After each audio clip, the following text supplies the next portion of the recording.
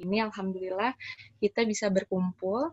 Meski bertemu secara online, tentu saja menghadirkan hati kita semua yang mungkin sudah beberapa bertemu dan rindu ya untuk bertemu kali ini dalam satu pertemuan kajian.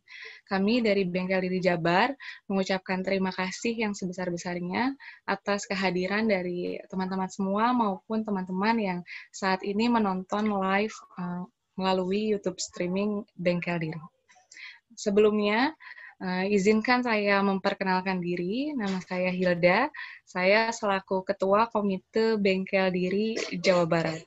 Seperti teman-teman telah ketahui, Bengkel Diri adalah sebuah platform di mana khususnya dari founder kita sendiri, Umu Balkis, tentunya menginginkan bagaimana setiap Uktifilah di sini dapat terus mengembangkan diri, mengupgrade dirinya untuk menjadi muslimah yang terbaik. Dan kami khususnya dari Bengkel Diri Jabar sendiri memiliki program yang kami khususkan setiap kajian yang kami berikan atau adakan di sini khusus bertema khusus untuk keluarga. Artinya teman-teman semua bisa mengikuti kajian ini atau menonton kajian ini beserta dengan seluruh keluarga di rumah. Jadi bukan hanya ibunya saja ya, tapi juga mungkin suaminya, anak-anak, mungkin ada yang tinggal dengan orang tua, bisa diajak orang tuanya nonton, adik, kakak, dan semuanya. Seperti kita ketahui, jadi super mom di era pandemi, kita ketahui bersama bagaimana bahwa dalam melewati pandemi ini kita perlu menjadi satu kesatuan yang sama-sama saling mengingatkan, menguatkan, dan bahu-membahu bagaimana melewati ini bersama dengan tetap terus berada dalam semangat yang sama. Rekan-rekan sekalian, Bengkel Diri Jabar, insya Allah dalam setiap bulannya, setiap minggu pertama, kami akan mengadakan kajian seperti ini dengan tema-tema yang terus berlanjut dari satu kajian ke kajian yang lainnya. Maka kami harapkan ini bisa menjadi sebuah wadah pembelajaran kita bersama, di mana kita dan keluarga bisa mengupgrade diri dan bisa menjadi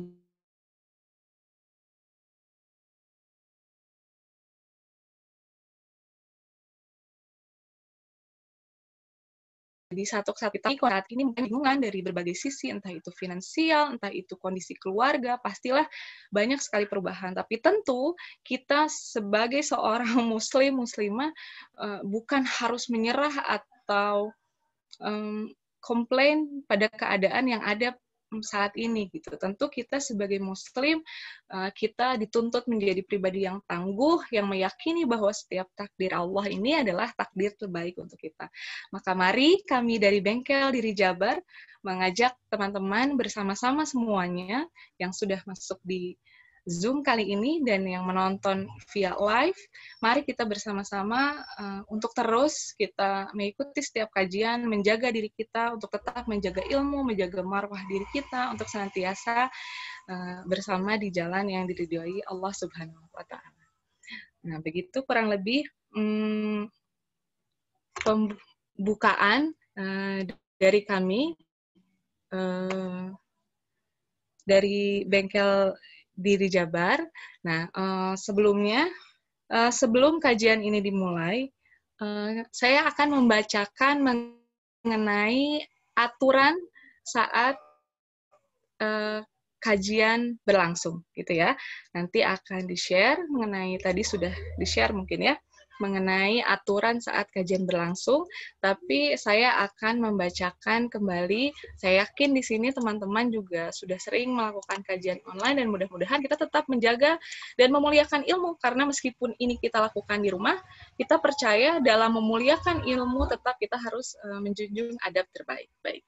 Saya bacakan tata cara saat kajian online Bengkel Diri Jabar. Yang pertama adalah berwudu sebelum belajar, bagi yang sedang haid tidak perlu, dan awali dengan bismillah. Yang kedua, memakai pakaian rapi yang menutup aurat, duduk dengan baik dan sopan. Yang ketiga, peserta yang sudah masuk ke dalam ruangan Zoom harap mengatur mode silent atau mute agar tidak mengganggu jalannya kajian dan mengganggu peserta yang lain. Yang keempat, Jika memungkinkan, silahkan mengaktifkan kamera. Sekali lagi, ini adalah opsional, tapi kami sangat menghargai bagaimana teman-teman ikut serta hadir di sini mendengarkan kajian dengan mengaktifkan kameranya. Yang kelima, silahkan sediakan alat tulis pribadi untuk mencatat dan mengikat ilmu yang disampaikan oleh pemateri. Karena tentu pena itu adalah senjatanya para penuntut ilmu.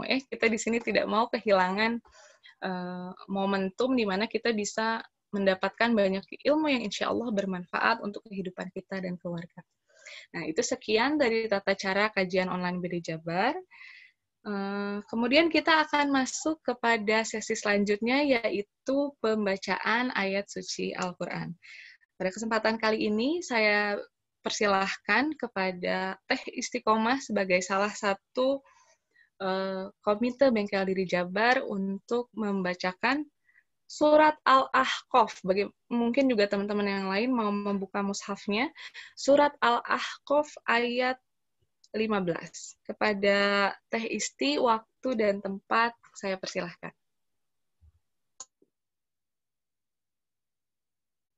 Ya, Assalamualaikum warahmatullahi wabarakatuh. A'udzu billahi minasy syaithanir rajim. Bismillahirrahmanirrahim.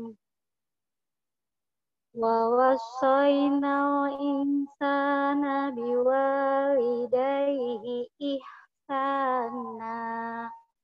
Hamalathu ummuhu kurha wa wada'athu kurha wa hamluhu wa fisaluhu thalathuna syahra hatta idza balagha ashuddahu wa balagha arba'ina sanatan qala rabbi auzi'ni an ashkura ni'mataka allati an'amta alayya wa ala walidayya wa an a'mala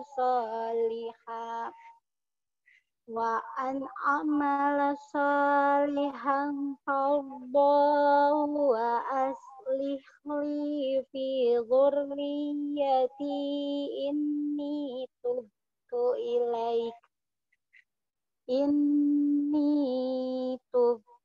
ilaika wa inni minal muslimin.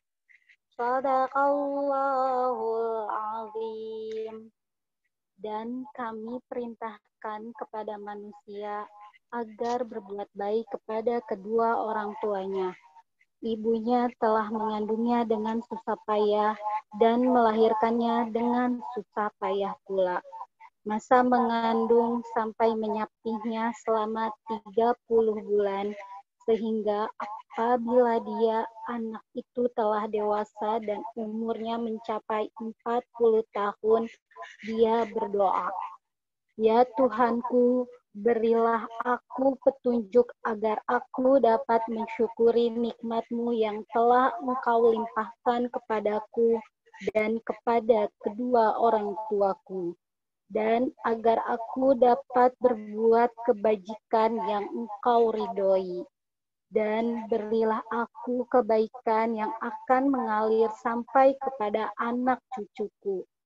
Sungguh aku bertobat kepada Engkau, dan sungguh aku termasuk orang muslim." Ya, alhamdulillahirrabbilalamin, telah dibacakan ayat suci Al-Quran di awal kajian kita ini. Mudah-mudahan dalam apa yang dibacakan juga menjadi doa, juga menjadi sesuatu yang tentu menjadi nilai-nilai yang kita jalani bersama dalam kehidupan. Nah, untuk jalannya kajian ini nanti akan dipandu dengan moderator. Jadi kajian ini nanti ada beberapa sesi. Yang pertama adalah sesi pembukaan, terus kemudian nanti ada masuk kepada intinya, dan kemudian ada tanya jawab. Nanti teman-teman akan dipandu oleh moderator kajian ini, yaitu Teh Risma. Teh Risma ini juga merupakan salah satu komite Bengkel Diri Jabar yang banyak sekali membantu dalam terlaksananya kajian ini.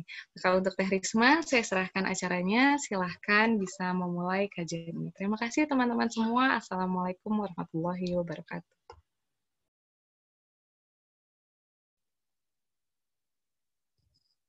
Assalamualaikum warahmatullahi wabarakatuh.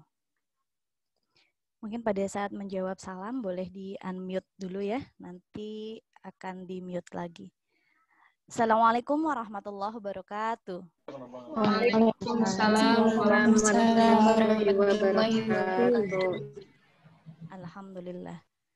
Alhamdulillahirrabbilalamin. Assalamualaikum warahmatullahi anbiya'i wal mursalin wa ala alihi as-sahbi ajmain amma ba'du.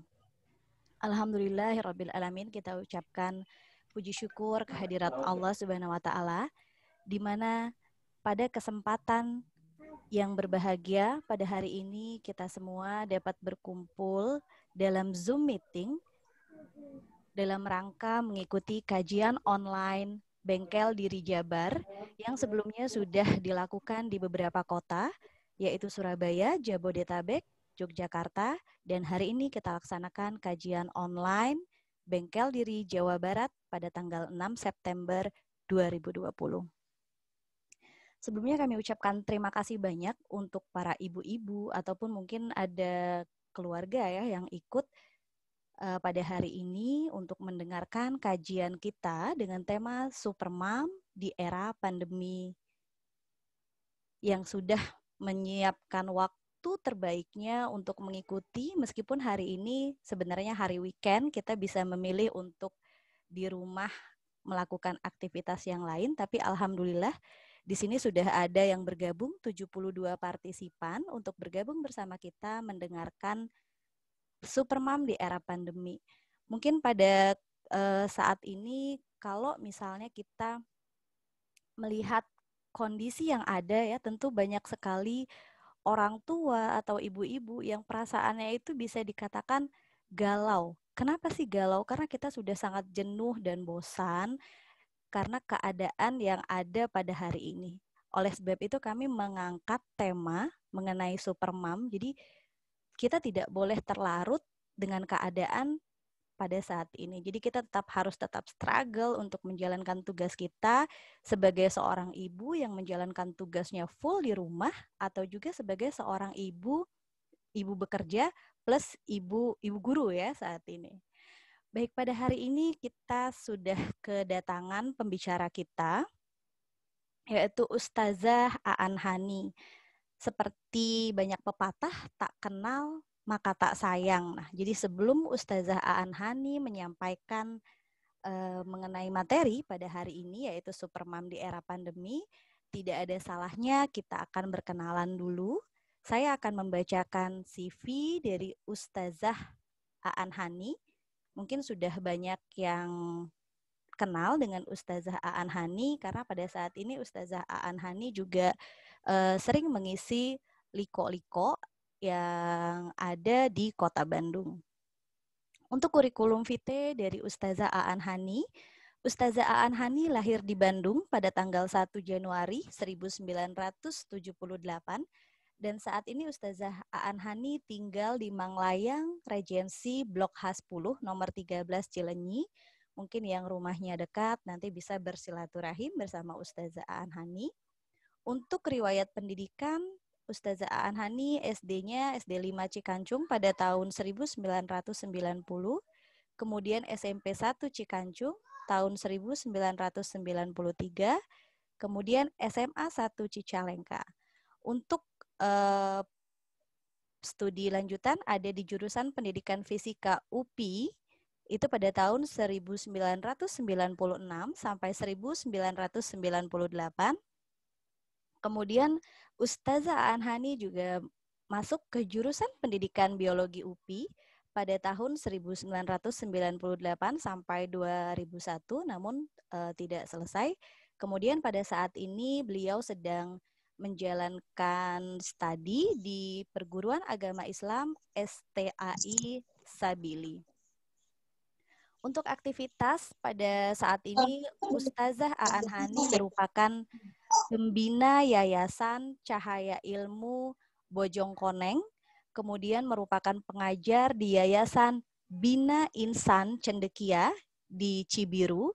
Kemudian Ustazah Aan Hani juga mengasuh Majelis Taklim Al-Maghfirah Dago, kemudian mengajar Majelis Taklim di beberapa masjid yang ada di Bandung, Masjid Babu Rahman yang ada di Buah Batu Regency, kemudian Masjid Asy-Syidik, Al-Bar, Al-Hidayah, dan Al-Kausar yang semuanya berada di Manglayang Regency.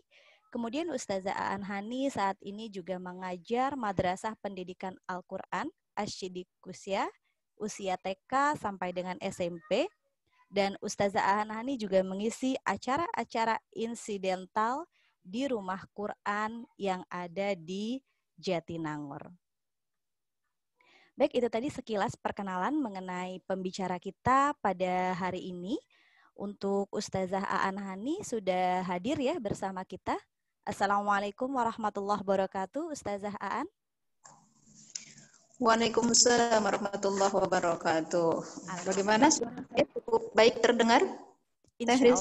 Insya Allah cukup baik. Baik, hari ini marilah kita langsung saja mendengarkan dari pemateri kita, apa saja sih yang harus kita lakukan, kemudian bagaimana kita menyikapi perasaan-perasaan kita di era seperti ini. Baik, kami persilahkan kepada Ustazah Aan Hani untuk menyampaikan materinya mengenai Supermom di era pandemi. Silakan Ustazah. Baik, alhamdulillahirabbil alamin. Bismillahirrahmanirrahim. Assalamualaikum warahmatullahi wabarakatuh. Alhamdulillahilladzi bi ni'matihi tatimmus shalihat. Kulihan. Allahumma shalli ala Muhammad wa ala ali Muhammad. Alhamdulillah. Sahabat solihah sekalian, dengan karunia Allah berkumpul hari ini di tempat di rumah masing-masing dalam suasana yang insyaallah semoga penuh dalam limpahan rahmat Allah. Amin insyaallah. Alhamdulillah, segala puji bagi Allah, semoga semuanya pagi hari ini dalam keadaan serba baik.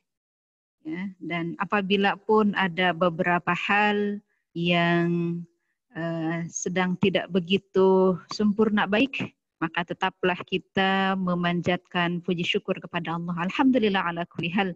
Karena pada dasarnya apapun itu yang Allah turunkan, walaupun menurut pandangan lahiriah kita nampak buruk, itu pada dasarnya tetap merupakan suatu peluang kebaikan untuk kita, ya.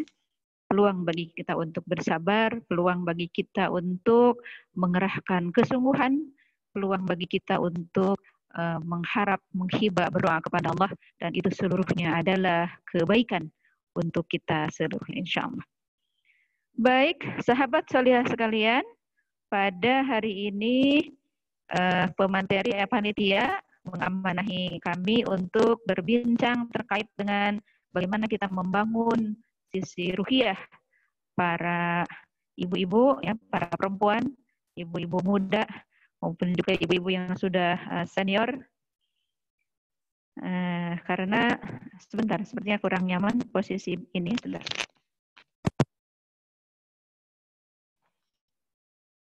Karena ibu-ibu walaupun emosinya sering berubah-ubah, moodnya cepat sekali.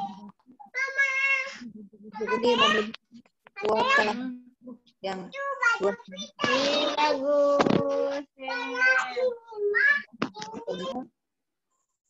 Rasulullah Shallallahu Alaihi Wasallam bersabda, aku tidak pernah melihat seseorang yang kurang dalam akal dan agamanya, namun lebih mampu untuk mempengaruhi seorang lelaki yang teguh, kecuali kalian, wahai para perempuan.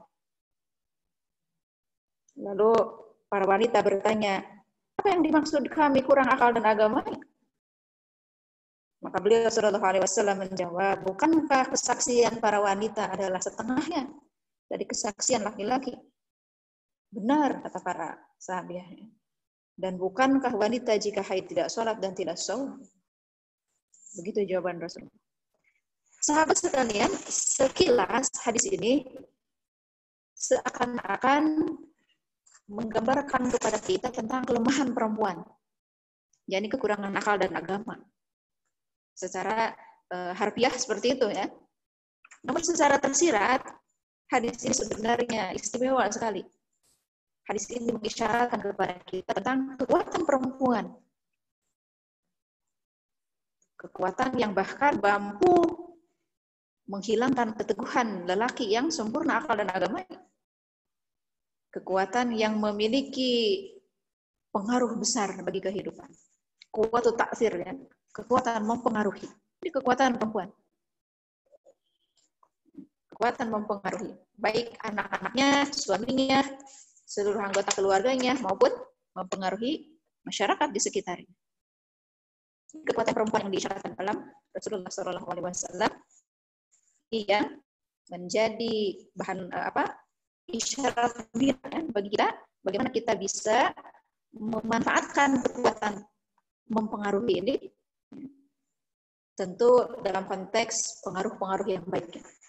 Jadi pengaruh perempuan itu bisa dalam konteks baik, bisa dalam konteks jelek. Tergantung dari kondisi internal perempuan itu sendiri. Ya, maka menjadi penting bagi kita untuk membahas kajian ini. Di mana letaknya kekuatan perempuan dalam hal mempengaruhi itu? Kekuatan perempuan itu adanya di perasaan dan juga perkataannya. Hati-hati dengan perasaan dan perkataan perempuan. Keduanya tajam. Ya. Dan taksirnya, daya pengaruhnya itu. Contoh nih, contoh secara sederhana nih. Saya kalau lagi bad mood ya, kita secara pribadi lagi uring-uringan, lalu karena tiap hari kita sekarang harus jadi guru, anak-anak kita pindah ke sekolah. Tiap pagi anak-anak punya jatah hafalan masing-masing dari tugas sekolah. Kalau perasaan kita lagi bagus, cepat anak-anak itu menghafal. 5 ayat, 1 jam, selesai, bisa store, baik kepada guru. Tapi ketika perasaan ibu lagi jelek, sehari semalam anak 5 ayat nggak selesai-selesai. Itu karena perasaan jelek yang sedang diidap oleh ibu, itu ternyata menular juga kepada anaknya. Itu contoh secara sederhana. Dan sering kali kita menemukan hal ini. Contoh lain, ketika seorang anak bisa melakukan sesuatu yang berkenan, kadang ibu suka berucap ini, awas ya, kalau kamu masih juga melakukan begitu, lihat aja nanti akibatnya. Sering sekali kejadian, akibat yang diancamkan oleh ibu itu ternyata betul kejadian. Inilah kekuatan perempuan. Makanya perempuan, ibu terutama, harus berhati-hati dengan perasaannya. Dan juga harus berhati-hati dengan lisannya. Ya, karena Allah kerap mewujudkan apa yang menjadi perasaan maupun juga perkataannya tersebut. Disinilah urgensinya kita untuk mendidik, membina para perempuan, mendidik, membina diri kita karena kita perempuan, mendidik dan membina para ibu agar senantiasa terjaga kesehatan dan kekuatan perasaannya, dan juga agar senantiasa terjaga ucapannya adalah ucapan yang baik-baik saja. Dan juga untuk menutupi tadi kekurangan akalnya tadi, kekurangan agamanya tadi. Jadi mudah-mudahan bahasan kita, obrolan kita hari ini, itu dalam rangka itu. Dalam rangka menjaga kesehatan perasaan, kesehatan mental perempuan, dan kekuatan mental perempuan. Dalam rangka memperbaiki agar perempuan mampu menjaga lisannya, menjaga ucapannya, sehingga yang keluar adalah ucapan-ucapan kebaikan saja. Sehingga mudah-mudahan dengan hal itu, pengaruh yang mampu kita tularkan kepada lingkungan kita, kepada keluarga kita, itu pun adalah pengaruh-pengaruh kebaikan. Suatu taksir dalam konteks kebaikan. Itu sebuah prolognya saja. Nah sekarang, apa yang menjadi rumpun masalah yang dialami oleh ibu-ibu di masa pandemi ini? Ya, kalau saya coba telaah ya dari berbagai obrolan, dari berbagai curhatan, saya simpulkan ada 3 rumpun persoalan perempuan. Yang pertama, kecemasan tertular penyakit. Ya, flu sedikit, jangan-jangan jadi kena corona. Batuk-batuk sedikit, sesak sedikit, jangan-jangan. Biasa itu kan itu ya larinya. Kecemasan tertular penyakit. Itu yang nanti akan kita bahas bagaimana kita menghandle, mengelola perasaan ini biar tidak menjadi bumerang buruk gitu ya bagi kita. Yang kedua, rumpun rasa khawatir akan rezeki.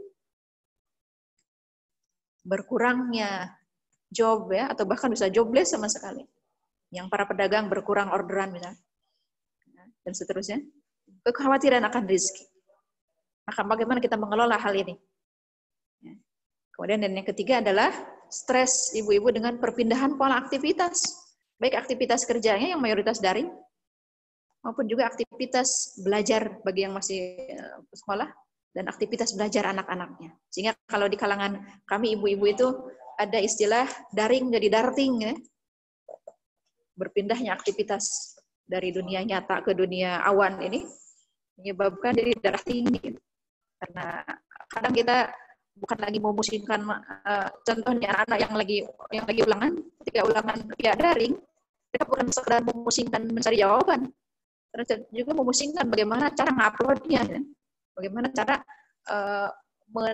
mentransfer jawaban tersebut hingga diterima gurunya. Itu jadi suatu kepusingan tersendiri.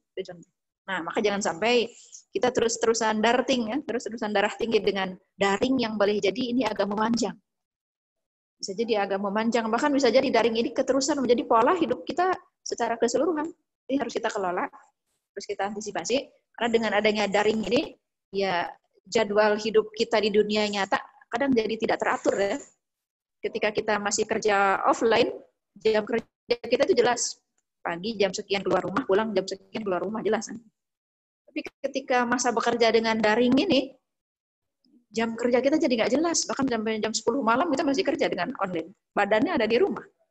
Tapi pikirannya ada di berbagai belahan tempat. Itu yang harus kita antisipasi. Bagaimana agar daring ini tidak menyebabkan kita menjadi darting. Ya, seperti itu. Nah, itu 3 hal yang akan kita coba ubek-ubek ya, yang akan kita coba otak-atik di bahasan kita untuk hari ini. Mangga, slide selanjutnya, panitia. Bagaimana upaya tindakan kita atas 3 rumpun persoalan besar tadi? Yang pertama, upaya kita untuk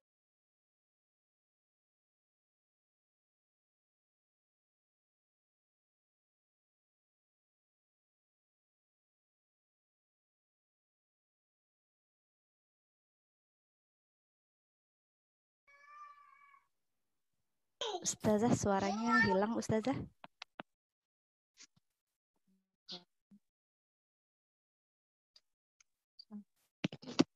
Kenapa pakai sepatu? Itu pakai itu aja tuh. Nanti di ini do gitu. Kayak bot. sudah jelas kembali. Tadi sinyalnya hilang tiba-tiba. Insya Allah sudah ya Ustazah. Sekarang yang akan kita utak-atik adalah bagaimana kita melakukan upaya tindakan atas 3 rumpun persoalan tadi. Bagaimana kita mengelola kecemasan atas kekhawatiran tertimpa penyakit. Bagaimana kita mengelola kekhawatiran atas berkurangnya rezeki. Bagaimana kita mengelola ya, rasa stres kita atas berpindahnya pola aktivitas dari dunia offline ke online ini. Ya, itu yang akan kita ubah. Baik, slide berikutnya tadi pola tindakan kita untuk mengantisipasi, mengelola kekhawatiran akan tertular penyakit.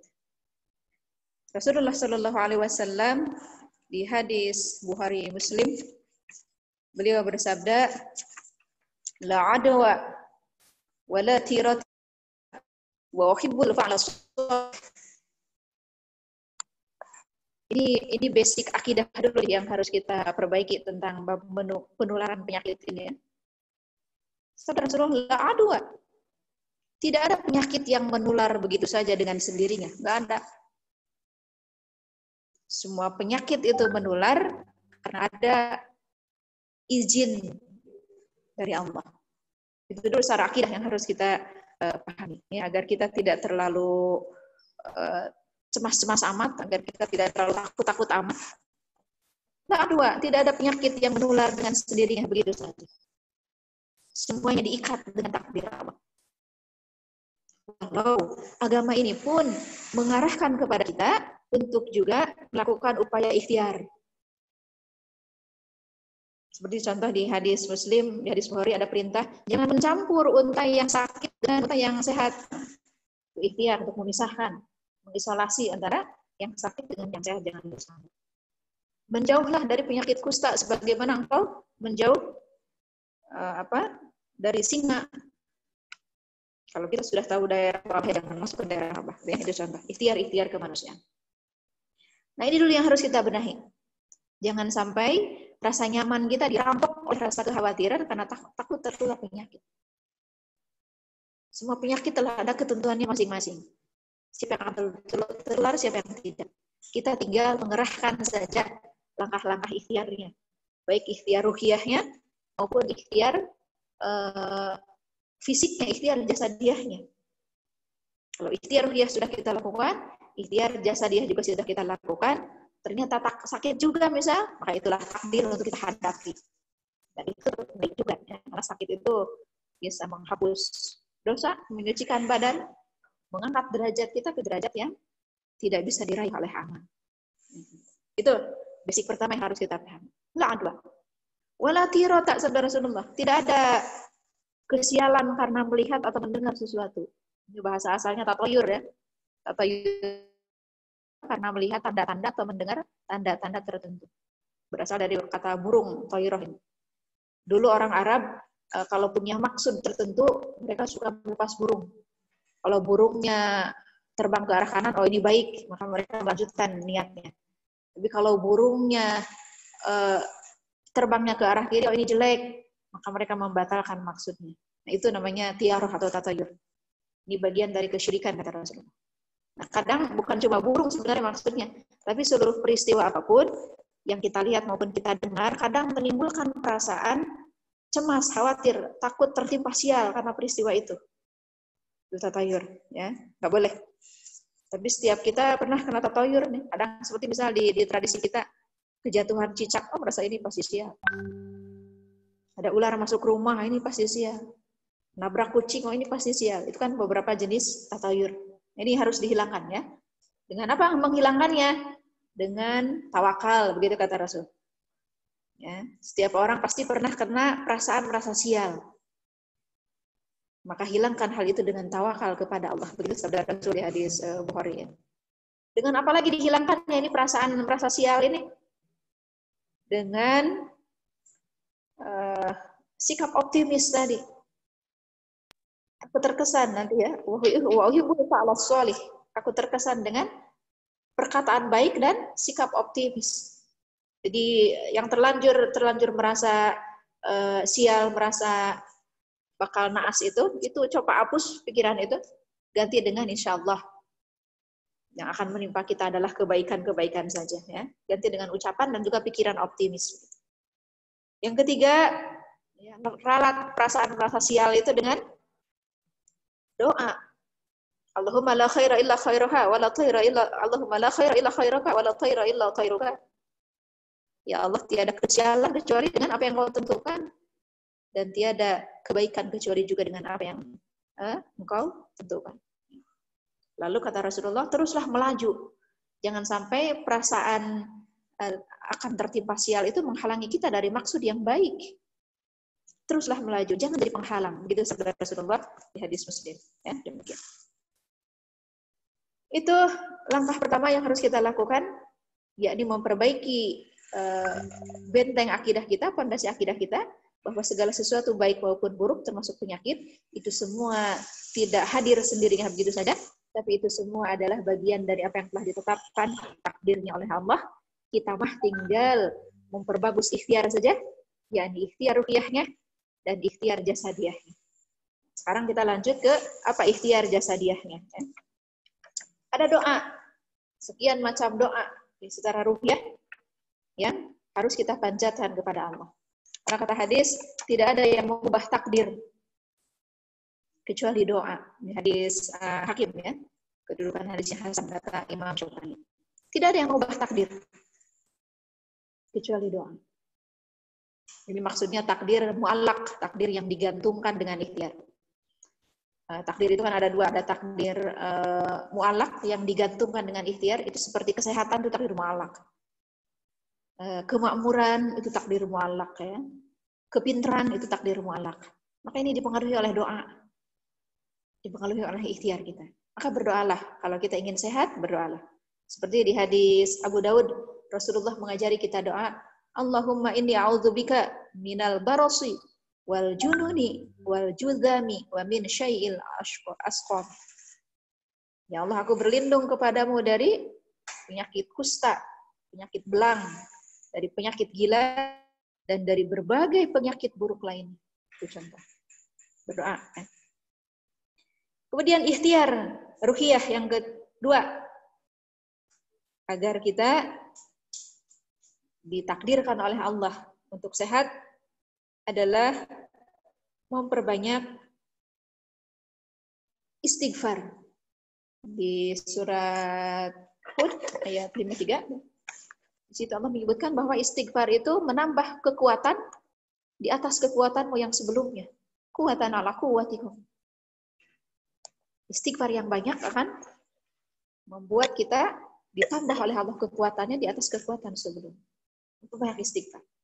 Karena kadang penyakit itu Allah turunkan karena kita lalai, lupa, tidak mengistighfari kesalahan, tidak mentaubati kesalahan yang kita lakukan. Padahal Allah ingin kita ini menjadi baik. Kita punya dosa, lupa taubati, tidak diistighfari, sedang Allah menginginkan kita ini menjadi baik, suci. Maka untuk menghapus dosa yang terlanjur ada itu Allah turunkan aneka macam musibah termasuk rasa sakit. Begitu di hadis Imam Ahmad. Bagi seorang mukmin tidak rasa sakit, kesedihan, kegundahan, atau sekedar tertusuk duri, maka itu semua adalah kifarat atas dosa-dosa yang dilakukan. Jadi dengan istighfar yang lebih dahulu diperbanyak, mudah-mudahan kita tidak harus disucikan oleh Allah dengan penyakit.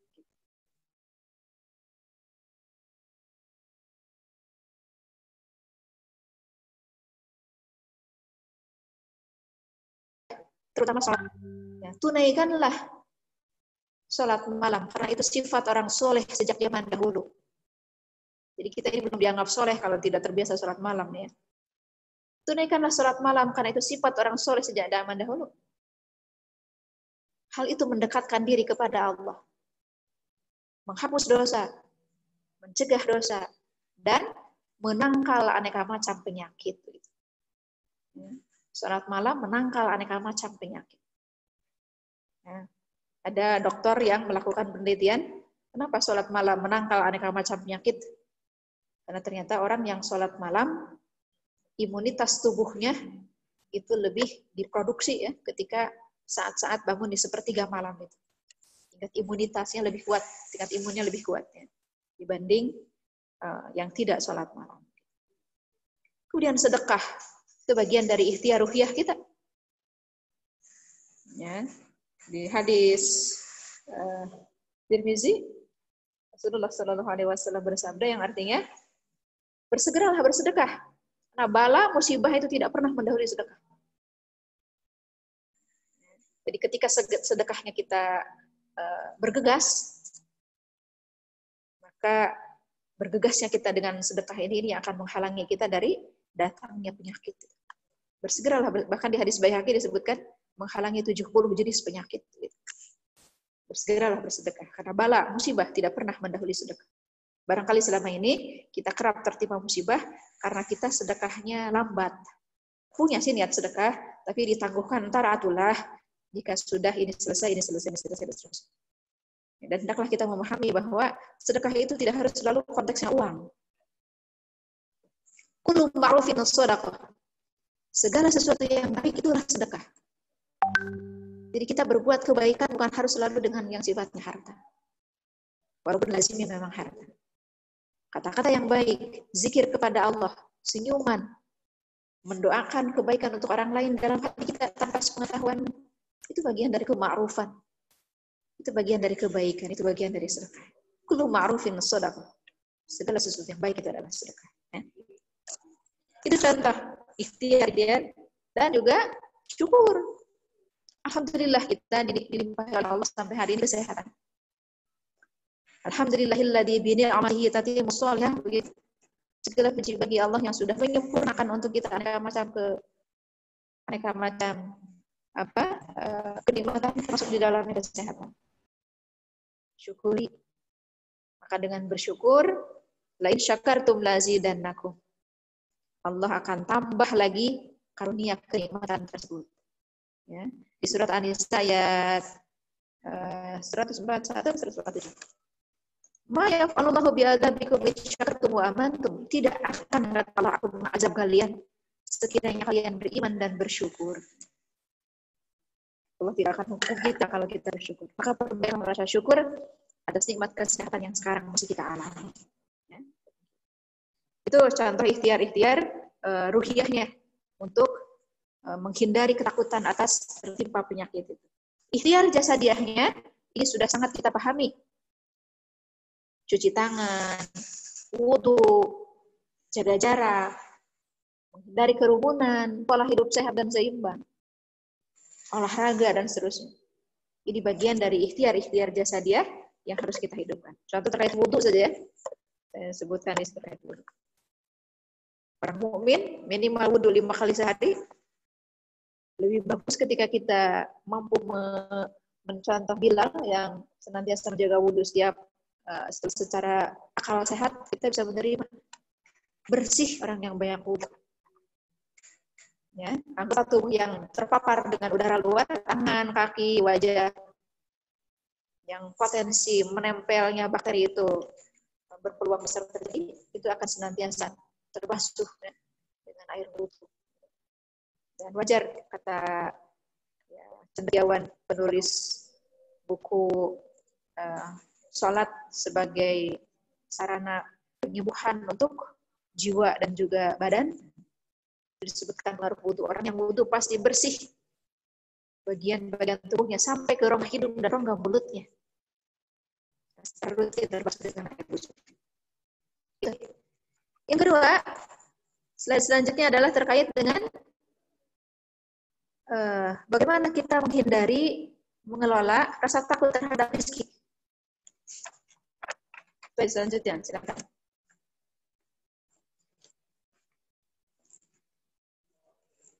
Ketika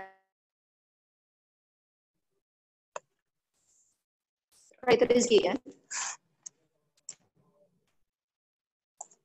kita kerap ketika pandemi ini order menjadi berkurang, ya, toko sepi dan seterusnya.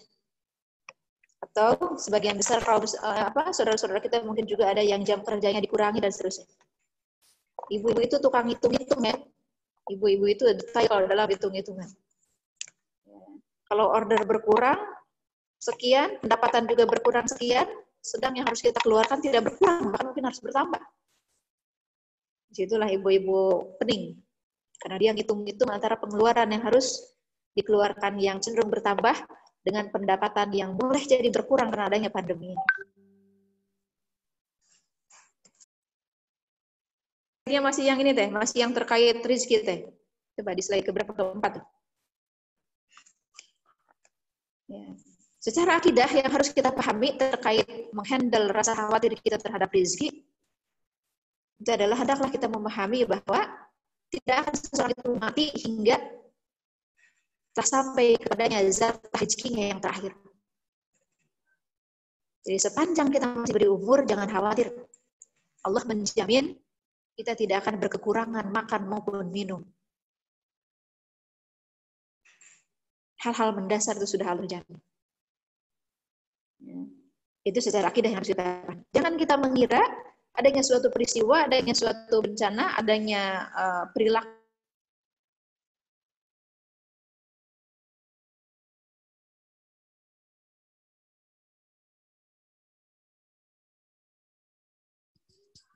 Afwan Ustazah, suaranya hilang Ustazah. Kita tunggu sebentar.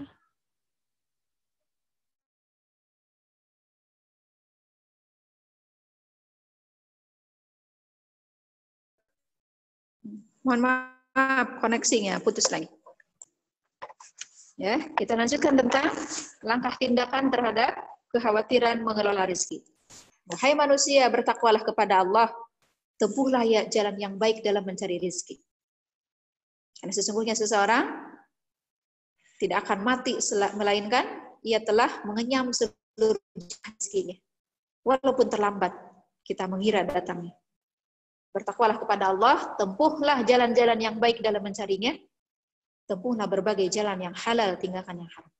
Itu prinsip dasar akidah kita terkait dengan bab rizki. Allah sudah menjamin rizki kita sepanjang kita masih hidup. Tidak akan terhalangi ya, dengan peristiwa apapun kalaulah memang itu adalah rizki kita. Maka kita tinggal memaksimalkan ikhtiar saja. Bagaimana agar rezeki itu tidak terlambat datangnya kepada kita. Ya. Karena ada perilaku kita yang kadang membuat rezeki datangnya terlambat atau bahkan berkurang. Seperti kata ulama Hasan Basri, sesungguhnya dosa yang kamu lakukan itu mengurangi jatah rezeki yang telah ditetapkan.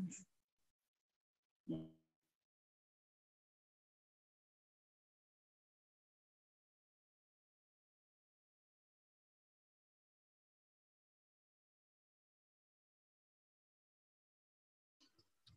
Mohon maaf Ustazah, suaranya hilang kembali Ustazah.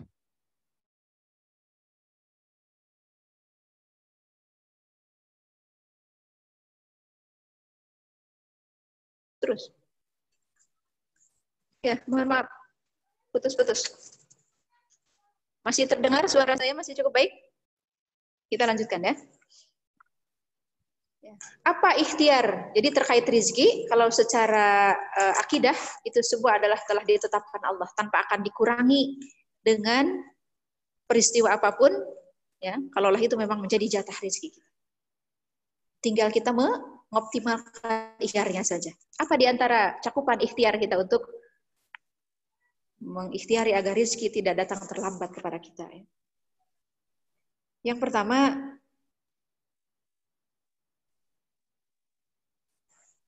optimalkan waktu subuh.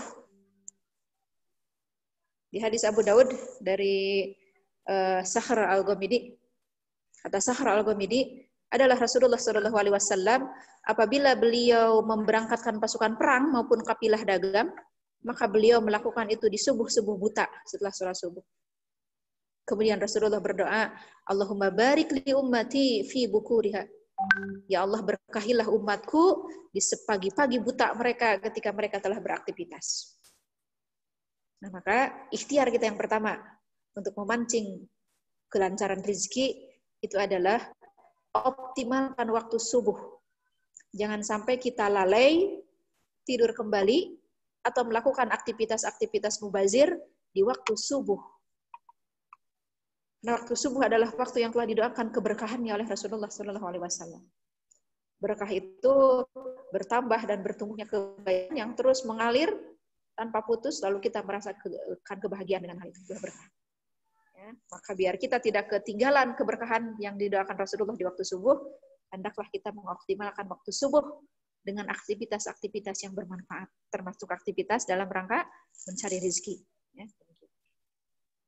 Yang kedua, rezeki ada kaitannya dengan dosa ternyata. Ya, kata ulama Hasan Basri, kadang rezeki turun kepadamu berkurang akibat dosa yang kamu lakukan. Rezeki yang padahal ditulisnya di Lauh Mahfuz itu bisa jadi banyak, tapi sampainya kepada kita itu menjadi berkurang karena akibat dosa yang belum kita taubati. Ya, maka ikhtiar ruhiyah kedua agar rezeki tidak berkurang kepada kita itu adalah sama memperbanyak istighfar. Seperti di surat Nuh ya, ayat 10 sampai 11. Faqultu astaghfiru rabbakum innahu kana ghaffara yursilis sama 'alaikum bidrara wa yumdidkum bi amwal. Al-ayat. Maka hendaklah mereka memperbanyak istighfar. Niscaya Allah akan menurunkan hujan dari langit. Membanyakkan rizkimu dan juga anak-anakmu. Mengalirkan sungai-sungai untuk istighfar yang diperbanyak. Kata hadis Abu Daud, lazimkanlah istighfar. Karena sesungguhnya istighfar itu memberikan jalan keluar dari setiap kesedihan yang menimpanya, membukakan kemudahan dari setiap kesulitan yang dialaminya, dan membukakan baginya rizki dari arah yang tidak diduganya. Kalau rizki yang diduga seperti misal gaji kita itu kan rizki diduga ya. Tapi kerap bagi ahli istighfar Allah mendatangkan rizki dari arah yang tidak disangka, tidak dipikir, tidak terpikir ya sebelumnya. Itu yang biasanya makin menambah rasa yakin dan rasa syukur kita kepada Allah ketika kita mendapati aneka macam rizki-rizki yang tidak diduga. Istighfar salah satu kunci. Atau contoh lain, zikrullah. Ucapan subhanallah wa bihamdihi itu ada kaitannya dengan rizki. Di hadis Bukhari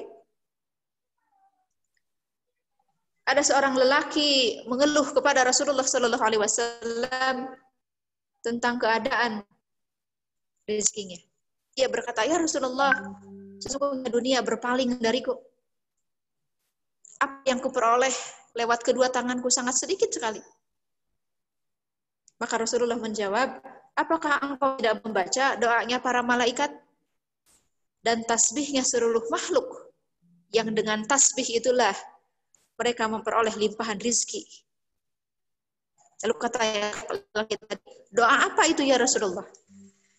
Rasulullah membaca, ucapkanlah subhanallahi wa bihamdihi, subhanallahil azim 100 kali.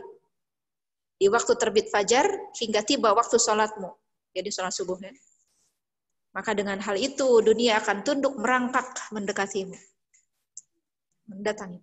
Itu contoh. Zikrullah. Tasbihnya, tahmidnya, mengagungkan Allah.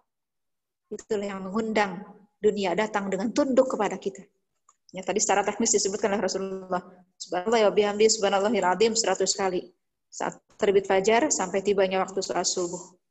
Ya, maka dunia akan ditundukkan mendatangi kita dengan terhormat. Ya, gitu. Itu contoh. Memperbanyak zikrullah. Sedekah, ini juga bagian dari pemancing rizki. Di hadis Muslim Rasulullah berjanji tidak akan pernah berkurang harta yang disedekahkan. Secara hitung-hitungan akal, sedekah itu seperti mengurangi harta. Tapi secara hitungan ruhiyah, sedekah itu justru menjamin biar harta tidak hilang. Biar rizki tidak berkurang. Ya, gitu. Dan terutama, hendaklah kita mengutamakan sedekah kepada orang tua. Sedekah kepada ibu terutama. Karena ibu itu ketika orang tua hatinya lega, hatinya senang, maka tadi perasaannya dan juga kalimat-kalimatnya tajam. Maka senangkan orang tua kita, terutama ibu-ibu kita, dengan harta kita, dengan bersedekah kepada mereka. Ya. Itu ikhtiar yang lainnya kalau bagi para laki-laki nih, sholat Jumat ya. Sholat Jumat itu ada kaitan dengan rezeki. Wa idza qudiyatis sholatu fantashiru fil ard. Apabila telah ditunaikan sholat Jumat, bertebaranlah keluar rumah berarti. Bagi laki-laki sumber rezekinya itu adanya di luar rumah.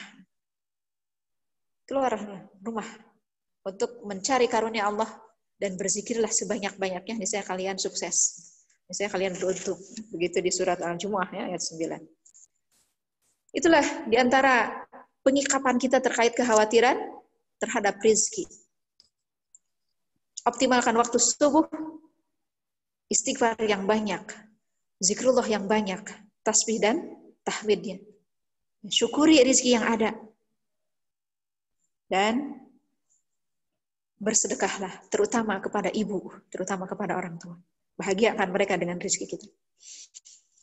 Dan bertebaranlah di muka bumi, cari karunia Allah. Tapi kata Rasulullah tadi di hadis Tirmizi, pilihlah jalan-jalan yang halal. Ya, karena rezeki dari Allah itu, rezeki yang diridhai Allah itu adalah rezeki yang halal. Pilihlah jalan-jalan yang halal. Yang ketiga, untuk mengelola rasa khawatir kita terhadap pola aktivitas yang berubah dari atas tanah ke atas awan seperti kita sekarang. Sesungguhnya obatnya dekat sekali ya. Obat darting karena daring ini sesungguhnya dekat sekali obatnya. Hanya effortnya agak mahal. Obatnya adalah sholat sebenarnya. Sholat yang diperbagus. Sholat yang diperbaiki. Itu obat untuk segala macam jenis stres. Rasulullah SAW apabila beliau ditimpa kelelahan, baik fisik maupun psikologis, maka beliau berkata kepada Bilal, "Ya Bilal, berdirilah, azanlah. Mari kita rehatkan diri kita dengan sholat."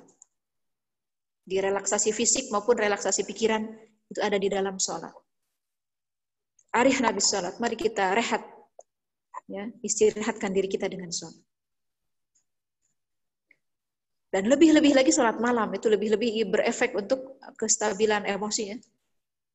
Kata hadis Bukhari, sesungguhnya setan setiap kali anak Adam hendak tidur, setan memasang 3 ikatan.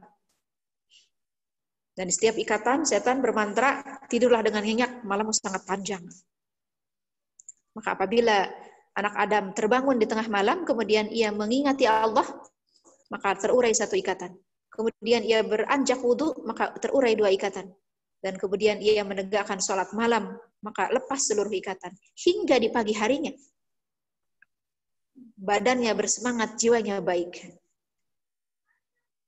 Ini pengaruh salat malam bagi kestabilan mentalnya. Badannya bersemangat, jiwanya baik. Dan sebaliknya, apabila dia tidak melakukan itu, ketika bangun tidak berzikir, tidak bergegas wudhu, tidak menegakkan salat malam, maka pagi harinya badannya malas, jiwanya buruk. Itulah pengaruh salat, terutama salat malam untuk kesehatan mental. Badan bersemangat, jiwa menjadi baik. Kemudian juga sebenarnya hampir sama, ya, pola-pola pendekatan ruhiyah itu hampir sama. Sedekah ada kaitan dengan kesehatan mental, karena sedekah itu mendatangkan kebahagiaan. Seluruh perbuatan baik yang apabila itu diterima Allah, maka akan beresonansi juga menjadi perasaan baik bagi diri kita, ya, kelapangan dada bagi kita. Di hadis Tirmizi, Rasulullah bersabda, perumpamaan orang yang kikir dengan yang sedekah itu seperti orang yang memakai baju besi dari dada hingga ke selangkangannya dan lehernya. Maka orang yang dermawan, setiap kali dia dermawan, baju besi itu makin melebar dan melonggar. Apa gunanya baju besi? Gunanya baju besi itu tameng dari aneka macam mara bahaya. Ya. Baju besinya melonggar, berarti melapangkan dadanya. Dia tidak terberatkan dengan adanya baju itu. Dan sebaliknya orang yang kikir, setiap kali dia mau nahan, maka baju itu makin sempit hingga mencekiknya. Orang yang kikir itu menyempitkan dada. Dan sebaliknya, kedermawanan, seluruh kebaikan yang kita tunaikan itu mendatangkan kelapangan dada. Rasanya memberi, rasa bahagianya memberi itu lebih besar dibanding rasa bahagianya ketika kita menerima. Itu bisa kita rasakan. Maka perbanyaklah perbuatan ma'ruf, perbanyaklah sedekah, niscaya akan mendatangkan kelapangan, kegembiraan bagi dada kita. Itu obat stres. Obat stres berikutnya, bizikrillah tatma'innul qulub. Sesungguhnya orang-orang beriman, hati mereka akan jadi tentram dengan zikrullah. Dan ingatlah, hanya dengan zikrullah, hanya dengan mengingati Allah, hati itu akan jadi tenang. Ar-Ra'd 28. Kemudian kadang sesekali memang kita pun, ya, terpengaruh dengan kemarahan. Ternyata mendidik anak di rumah itu lebih berat dibanding mendidik anak orang, kata ibu-ibu guru. Dan kata anaknya juga begitu, diajari oleh ibu guru itu lebih enak daripada diajari Umi. Ya. Karena kenapa? Umi ketika anaknya lambat paham, cepat naik darah. Maka kendalikan kemarahan kita ini. Ketika kita mulai agak terpercik, tersulut emosi, bersegeralah ta'awuz. Karena setiap kemarahan itu, setiap percik kemarahan itu datangnya dari syaitan. Ta'awuz itulah yang akan mengusirnya. Begitu ya? Dahulu Rasulullah sedang bersama seorang sahabat, kemudian beliau menyaksikan 2 orang saling marahan. Sampai salah seorang bangkit berdiri dengan memerah mukanya, bertonjolan urat-urat di lehernya. Maka kata Rasulullah, kalau saja dia membaca 1 kalimat, saya reda. Allah. Kata Rasulullah, a'udzubillahi minasyaitonirrajim. Setiap kita terletik kemarahan,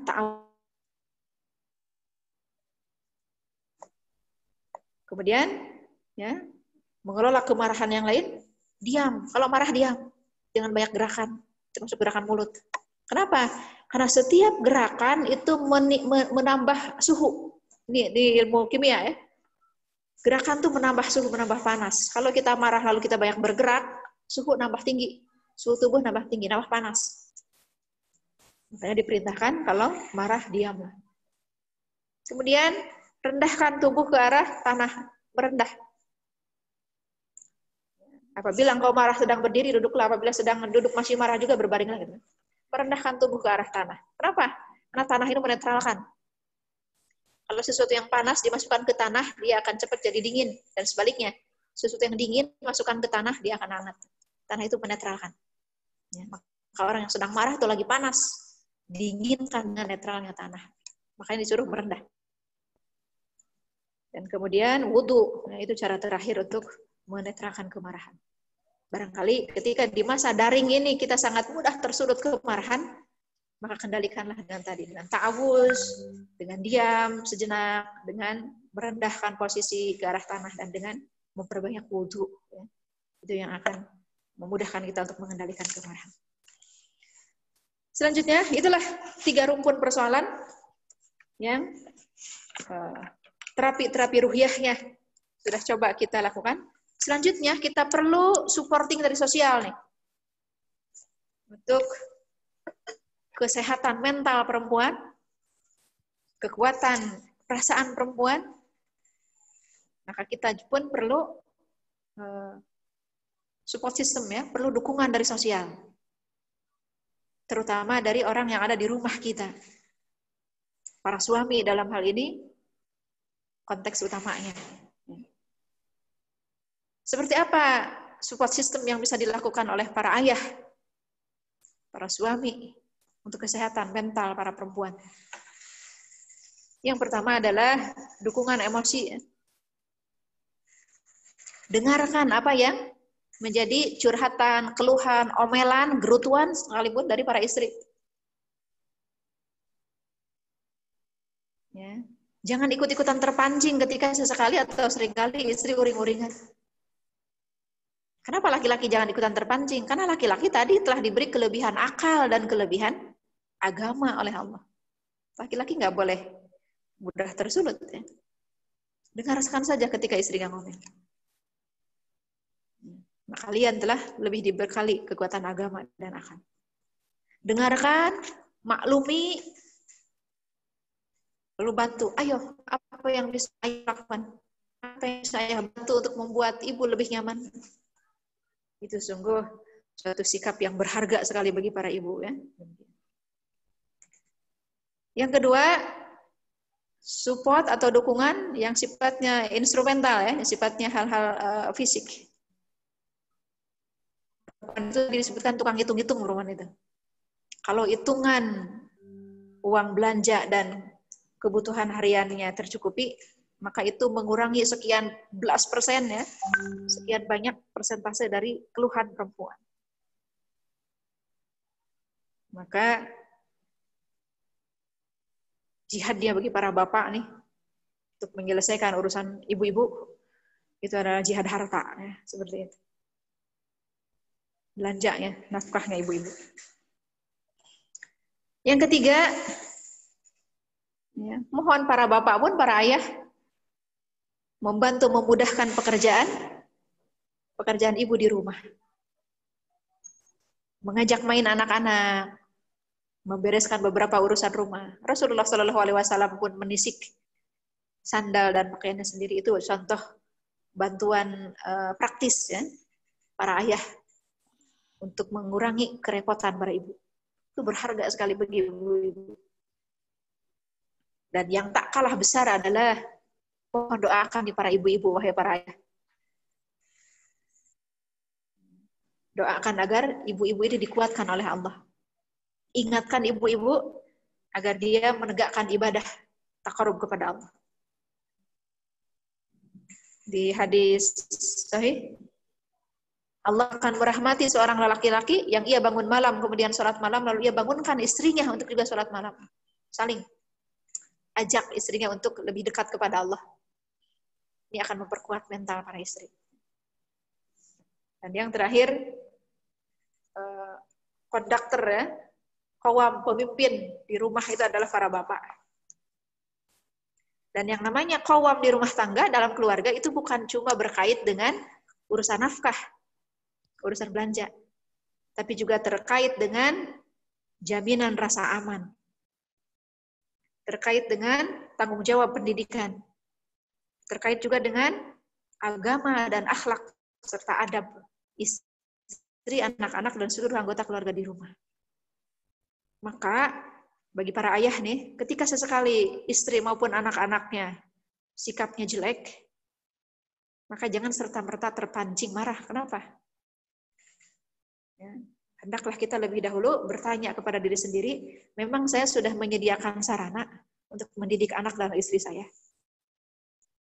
Sudahkah saya mengajarkannya agama? Sudahkah saya memberinya akses pendidikan hingga ia lebih paham urusan agama? Hingga ia lebih paham bagaimana mengelola perasaan dan bersikap? Gitu. Itu pada dasarnya adalah tanggung jawab seorang ayah. Ya? Tanggung jawab para suami. Itulah qawam. Bukan hanya menanggung jawab finansial, tapi juga tanggung jawab tentang rasa aman, rasa nyaman. Tanggung jawab pendidikan, terutama pendidikan agama. Bertanggung jawab juga terhadap akhlak dan adab ya, dari para istri dan seluruh anak serta seluruh anggota keluarga. Afwan untuk waktunya 4 menit lagi Ustazah. Enggak. Terakhir kita bahas, saya sampaikan 2 poin sajalah terkait dengan kisah-kisah wanita mulia nih yang mereka telah menorehkan kuwatu ta'tsir, menorehkan pengaruh yang begitu kuat bagi kehidupan anaknya, lalu kehidupan anak itu nanti mempengaruhi dengan kuat umat. Saya ambil saja 2 kisah. Kisahnya Imam Syafi'i dan Muhammad Al-Fatih ya. Saya ambil 2 kisah saja karena waktunya sedikit. Ibunda Imam Syafi'i. Imam Syafi'i itu lahir dalam keadaan sudah yatim. Ibunya masih muda, suaminya meninggal. Dulu mereka tinggal di Gaza, Palestina. Terus saat usia masih balita, Imam Syafi'i diajak hijrah oleh ibunya dari Gaza ke Mekah. Karena ibunya berpandangan di Mekah adalah sumber ilmu pengetahuan ketika itu, sumber agama ketika itu.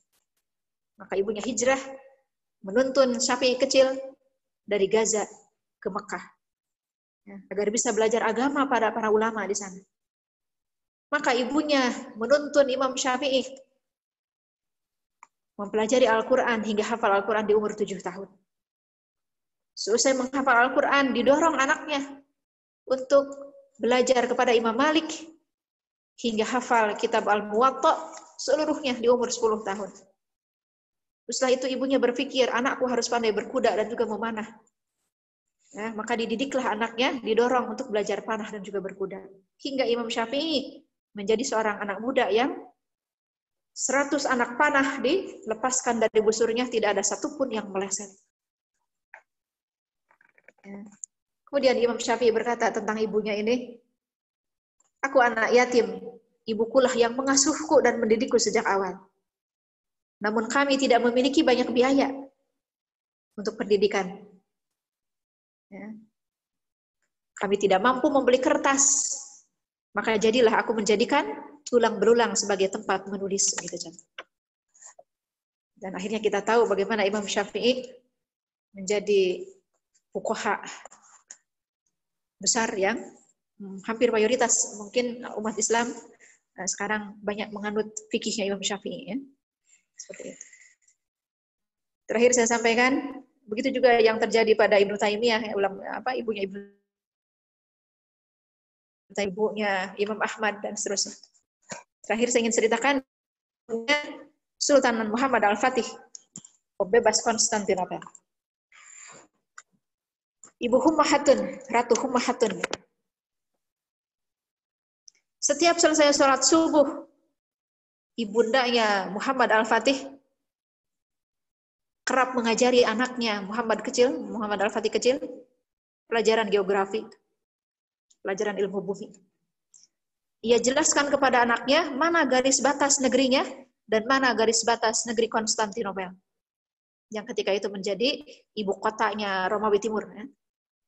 Lalu ia berkata kepada anaknya, "Nak, namamu adalah Muhammad. Kami pilihkan sebagaimana nama Rasulullah kita."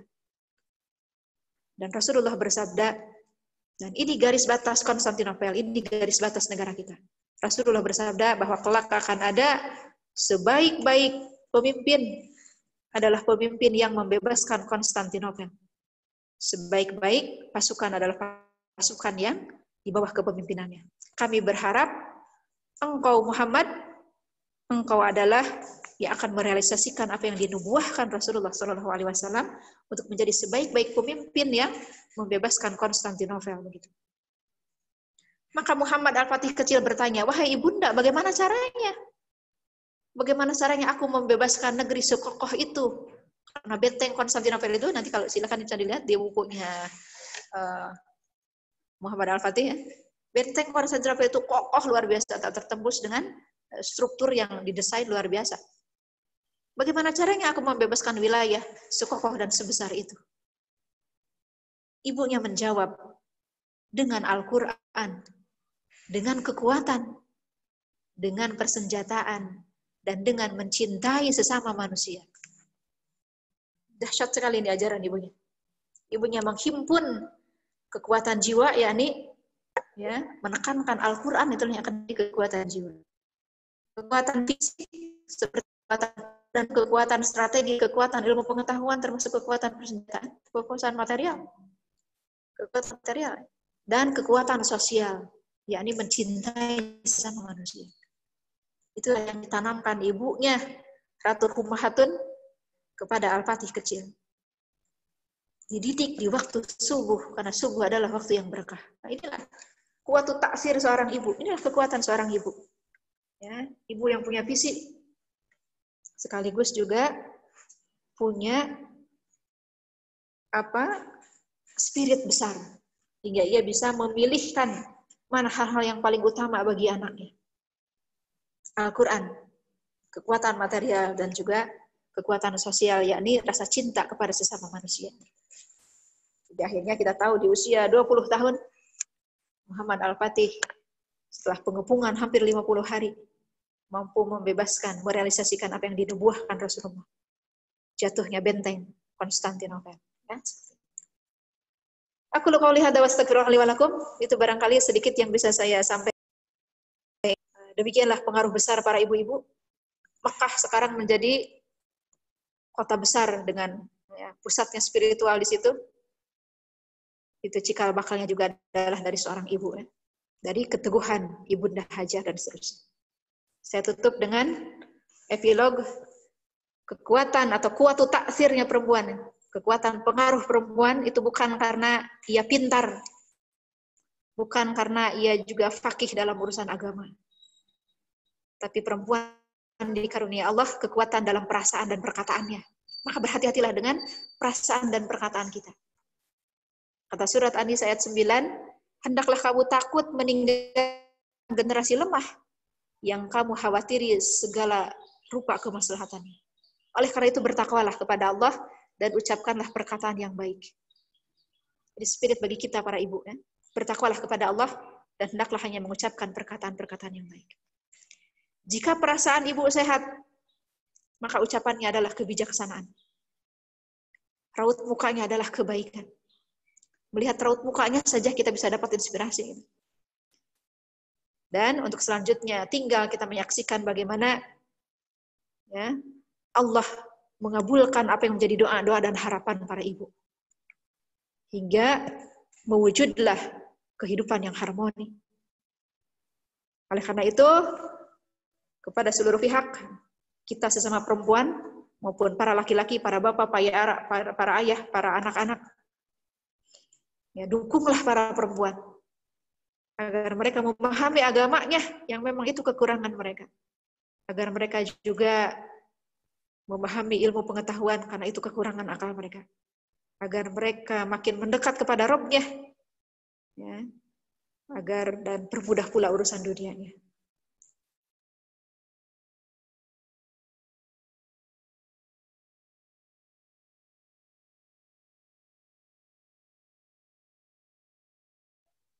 Suaranya terputus, Ustazah.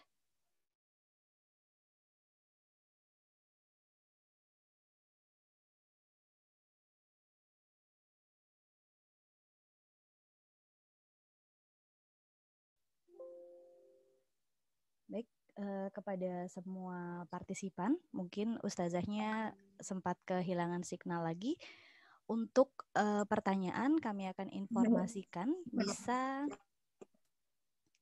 langsung bertanya di chat atau kami akan memberikan kesempatan kepada 3 orang penanya dan kita sudah menyediakan hadiah menarik.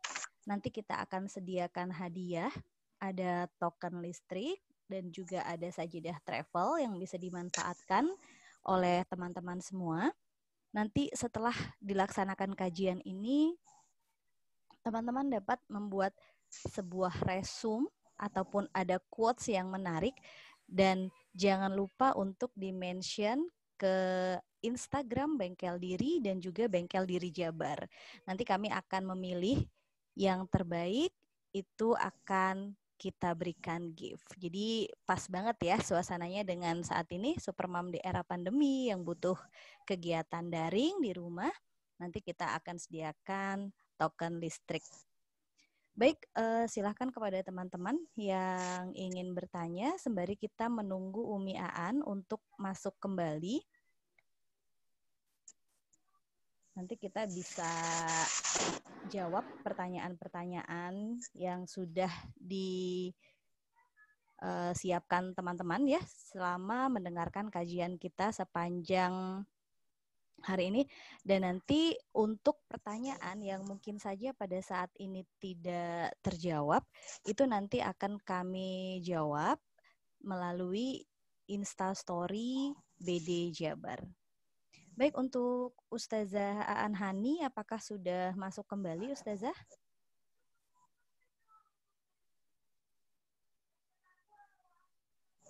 Sudah Teh, sudah masuk. Baik, mungkin kita terdengar suaranya? Terdengar, Ustazah. Mungkin kita langsung sesi tanya jawab ya, Ustazah. Enggak. Iya, baik. Untuk pertanyaan di sini sudah ada pertanyaan dari Dwi Wulandari. Untuk Teteh Dwi Wulandari, mungkin kami berikan kesempatan untuk bertanya langsung. Jadi pertanyaannya memang benar-benar mengena gitu. Jadi poin yang disampaikannya bisa lebih tepat. Silahkan, apakah ada? BD Jabar Dwi Wulandari. Assalamualaikum. Waalaikumsalam warahmatullahi wabarakatuh. Iya Ustazah, mau nanya. Kalau yang tadi kan dijelasinnya tentang support system yang komplit gitu. Kalau misalnya support system untuk yang orang tua tunggal itu baiknya gimana ya? Gitu. Orang tua tunggal ya, single parent. Iya betul. Maka support system yang harus diupayakan ini secara normatif dulu ya, secara normatif harusnya itu. Kalau menurut ukuran fikih, ketika seorang perempuan bercerai atau ditinggal mati oleh suaminya, dengan meninggal oleh suaminya, maka yang mengambil alih tanggung jawab perempuan dan juga anaknya itu adalah ayahnya, bapak kita, Iya. saudara laki-laki kita. Itu yang seharusnya menjadi support system. Tapi ketika misal ayah kita sudah tidak ada, saudara laki-laki kita juga punya urusan lain yang tidak bisa kita harapkan mensupport kita, maka inilah jalan-jalannya perempuan. Ya, jalan-jalannya perempuan yakni ia harus lebih memperkuat diri lagi, bermujahadah lagi, menguatkan diri dengan jalan mencari support system di lingkungan. Yakni milikilah lingkungan yang akan membackup kita sesama orang-orang soleh, sesama teman-teman wanita yang solehah gitu. Seperti misalnya Bengkel Diri Jabar ini. Bengkel Diri Jabar ini bisa menjadi salah satu bagian dari lingkungan yang bisa kita ambil manfaatnya untuk mensupport kita, untuk membuat kita teguh ketika sesekali kita sempat agak merapuh. Ya. Ini mah jalan jihadnya para perempuan nih, perempuan yang single parent. Ini pahalanya lebih gede dibanding yang masih punya pasangan. Karena mujahadah yang dikeluarkan oleh pasangan. Jadi wilujeng berjihad. Ya. Seperti itu. Terima kasih saja. Sami-sami. Selanjutnya tadi ada di chat ya. Chat siapa tadi yang setelah kita lihat dulu. Dwi Wulandari, silahkan untuk BD Jabar Wiwit SW. Jadi untuk 3 orang penanya kami silahkan langsung bertanya ke Ustazah. Apakah ada BD Jabar Wiwit SW? Jikalau tidak ada, maka pertanyaannya atau barangkali malu-malu ya menyampaikan pertanyaannya, nanti akan saya sampaikan. Untuk Teh Wiwit ada?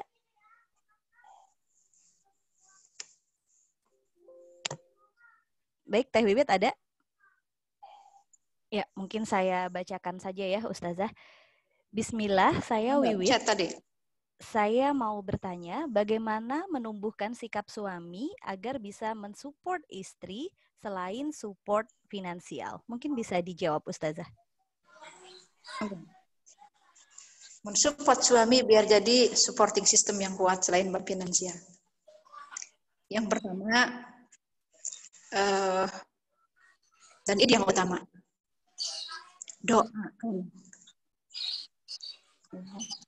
doakan para suami kita, karena boleh jadi mereka itu bukannya tidak mau, tapi belum ngeh saja, belum paham saja bahwa kewajiban qawwam itu bukan cuma finansial.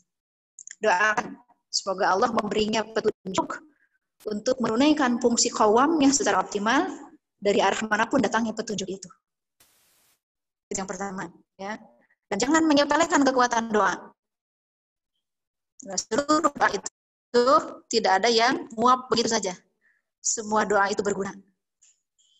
Kadang doa segera Allah kabulkan sesuai dengan kita minta. Itu yang kita inginkan. Tapi kadang juga doa Allah jadikan sebagai penghindar kita dari musibah. Bagus juga kan? Atau kadang doa Allah simpan sebagai kejutan untuk pahala terbaik di hari akhir. Semua doa itu pasti berguna. Maka jangan menganggap doa itu upaya terlemah. Doa justru upaya terbesar untuk kita lakukan pada seluruh persoalan hidup kita. Saya teringat ucapannya salah satu tabi'in namanya Mutharib bin Abdullah. Kata Mutharib bin Abdullah begini, tentang apa amalan yang akan menghimpun seluruh kebaikan. Karena kebaikan itu banyak, bercecer di mana-mana kebaikan. Amalan apa yang akan menghimpun semua kebaikan itu? Lalu setelah perenungan itu kata Mutharib, aku mendapati ternyata seluruh kebaikan itu bukan ada di tanganku atau ada di tangan makhluk, tapi seluruh kebaikan itu adanya di tangan Allah. Maka apabila engkau tidak bisa mendapati seluruh apa yang ada di tangan Allah kecuali dengan menghibah, meminta kepadanya, maka mintalah. Berarti amalan yang akan menghimpun seluruh kebaikan itu adalah doa. Jadi jangan sepelekan doa. Jangan kita anggap doa adalah upaya terlemah. Doa justru adalah upaya paling kuat. Mintalah kepada Allah, itulah yang akan menghimpun seluruh kebaikan. Ya, begitu ya. Yang utama doa. Yang kedua, ngobrol. Kadang ibu-ibu itu ingin mengerti oleh suaminya, tapi ia tidak mengatakannya. Dan suami kita bukan dukun. Suami kita juga tidak paham-paham amat psikologi. Ini kadang suami kita bingung, itu si Umi, itu si ibu, si mama. Jam berdua aja banget. Gak ngerti suami kita. Karena kitanya gak berkata, gak bercerita. Bicaralah. Ngobrol lah. Ngobrol ya. Ini obrolan suami istri ini termasuk, kata Syarah Hadis Abu Daud, ini termasuk obrolan yang mubah tapi pahalanya gede. Obrolan yang kumasalnya mubah saja, tapi menjadi berpahala besar, itu adalah obrolan suami istri. Kan dengan ngobrol itu, kita akan menghalangi salah satu langkah besar setan, yakni memecah belah ikatan rumah tangga. Pecah belah ikatan rumah tangga itu upaya tergede setan itu. Dan ya, ngobrol, bangun komunikasi baik, ini salah satu upaya untuk menghindari itu. Ngobrol lah. Ya, gunakan waktu-waktu salsa kita untuk berbincang dengan suami kita. Sampaikan apa yang menjadi keinginan kita, akan menjadi harapan kita. Tentu jangan dengan cara menggurui, ya.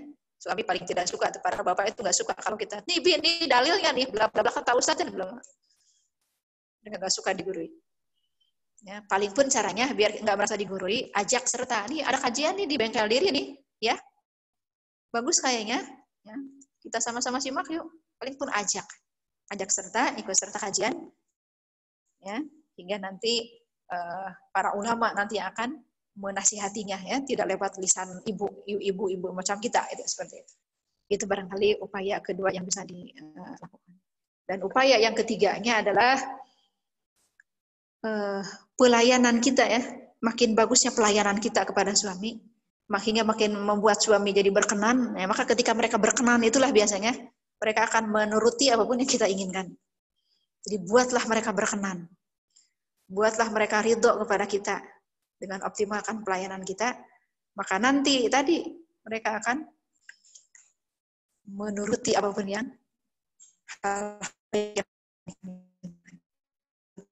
hampir 20 tahun saya mengamati berbagai urusan rumah tangga. Di banyak kasus saya selalu mendapati kesimpulan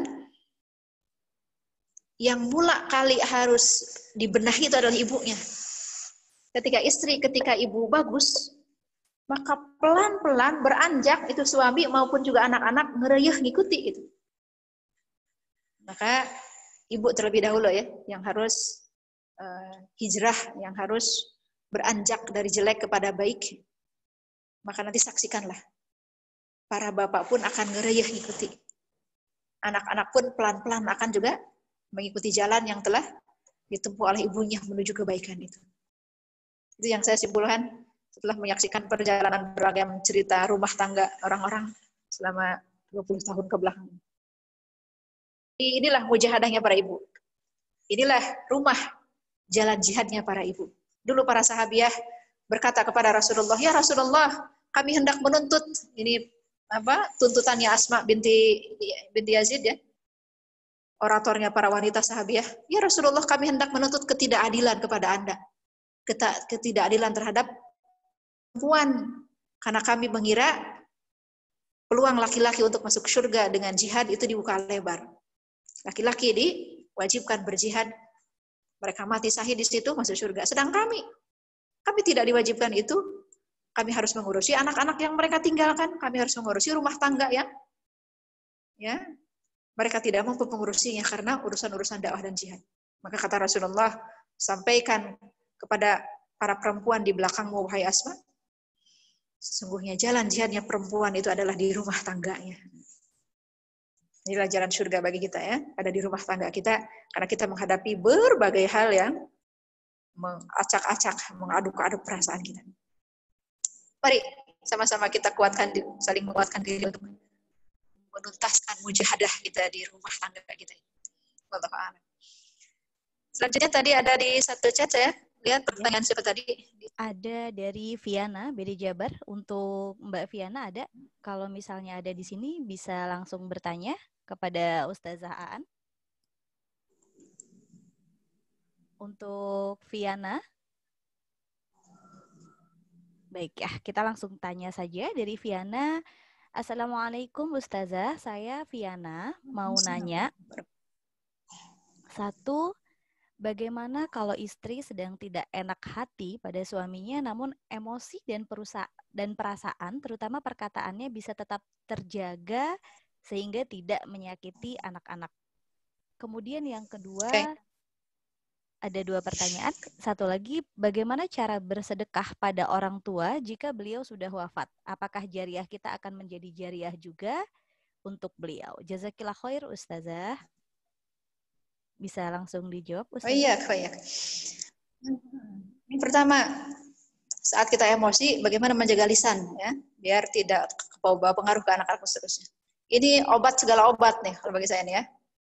Seperti kalau di dunia medis ada obat generik, obat untuk aneka macam emosi kita. Obat generiknya itu adalah istighfar. Istighfar yang banyak. Kenapa istighfar? Karena setiap ghafur, setiap diterimanya pengampunan dosa kita oleh Allah, maka Allah akan ganti dengan turunnya rahim. Setiap ghafur itu Allah selalu iringi dengan rahim. Ghafurur rahim. Ghafurur rahim. Maka ketika kita mohon ampun kepada Allah melalui istighfar kita, lalu Allah menerima permohonan ampun itu, maka Allah akan berganti dengan menurunkan karunia rahmat. Hati kita dirahmati. Hati kita yang tadinya sebel, jengkel, kesel, dongkol, ketika Allah kucuri rahmat, itu akan menjadi hati yang lunak. Hingga karena hati telah diberi rahim oleh Allah, telah diberi kasih sayang oleh Allah, maka yang tadinya asal dan segala rupanya itu akan berganti menjadi memaklumi. Oh, ya sudah wajarlah, dan memang itu tabiatnya si ayah mah. Oh, ya sudah wajarlah, dan memang begitu sifatnya tetangga mah, dan seterusnya. Kita selama ini rata-rata istighfarnya 100 kali. Rasulullah mencontohkan begitu. Rasulullah mah 100 kali itu sudah maksum beliau. Sudah diampuni dosa-dosanya. Kita barangkali harus lebih banyak dari itu. Ini sangat sering saya praktekkan. Ketika jengkelnya lama, maka istighfarnya pun harus lebih banyak, gitu aja. Sampai sebanyak apa, kata beberapa ibu-ibu. Sampai Allah menurunkan rasa lega. 100 lega, alhamdulillah. Ternyata belum lega juga 100. 200 kan barangkali istighfarnya. 200 juga belum lega, 1000 barangkali. Hingga dada kita lega. Dan ketika dada kita lega, itu indikator Allah telah menurunkan rahmatnya ke dalam hati kita. Hati telah dirahmati, maka kita akan menjadi lebih mudah memaklumi. Lebih mudah memaafkan pada akhirnya. Lebih mudah pada akhirnya nanti berbuat baik sajalah, walaupun kerap kali kita dikecewakan. Itu obat generik yang banyak. Sebanyak sampai dada kita lega. Lalu lanjutkan obat generik yang kedua. Ini ada di surat Al-Hasyr nih, untuk menghilangkan aneka macam ganjelan nih. Biar kita tidak begini, kita ini kan sering, sudah sih saya sudah memaafkan, tapi belum mau ketemu aja, masih nggak ganjel, belum bisa melupakan. Nah, itu kan kita sering begitu. Ada obat keduanya, ada di surat Al-Hasyr ayat 10.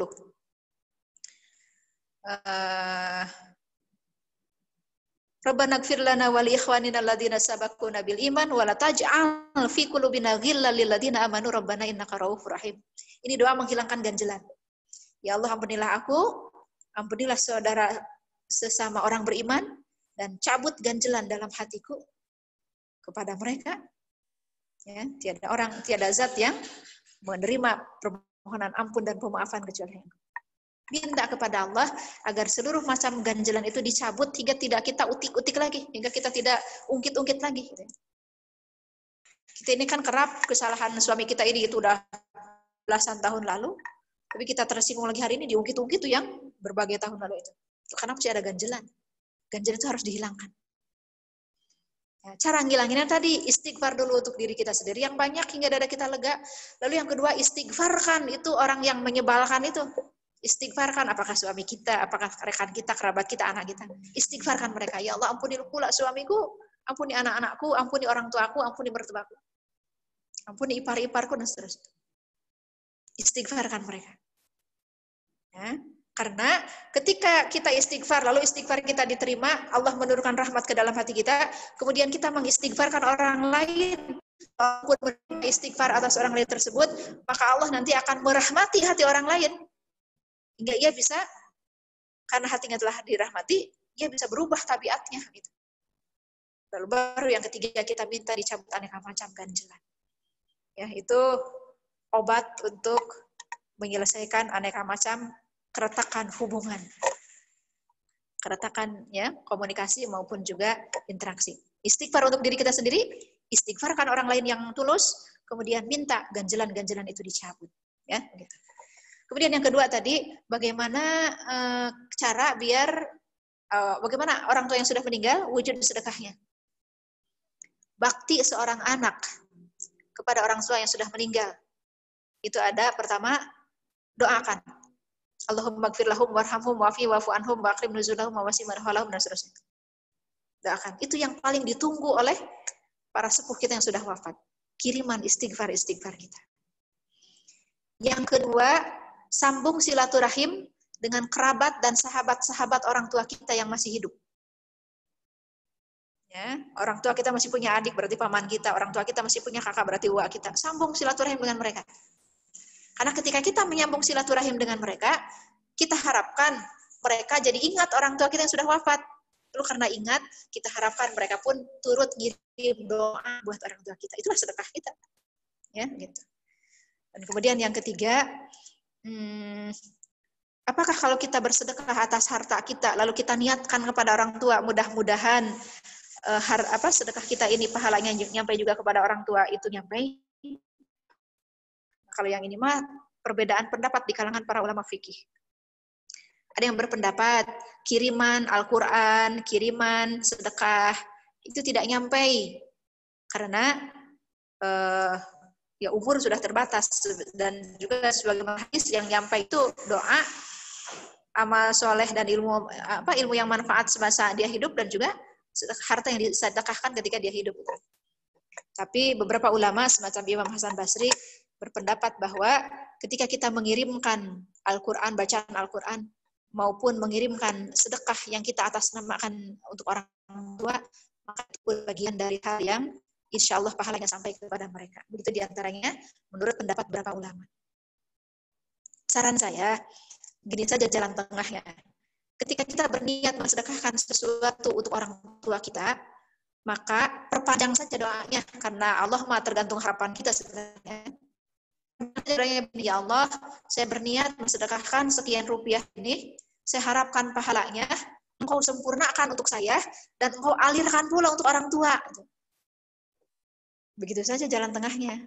Hingga sedekah itu ya tidak akan hilang, karena telah kita niatkan, mudah-mudahan Allah menyempurnakan pahalanya untuk saya, juga Allah alirkan pahalanya untuk orang tua. Begitu saja jalan tengahnya ya, demikian. Itu barangkali untuk pertanyaan yang tadi terakhir. Tadi saya di satu chat melihat pertanyaan Mbak siapa tadi lupa, tentang bagaimana mengelola perasaan untuk melepas umur 5 tahun pesantren.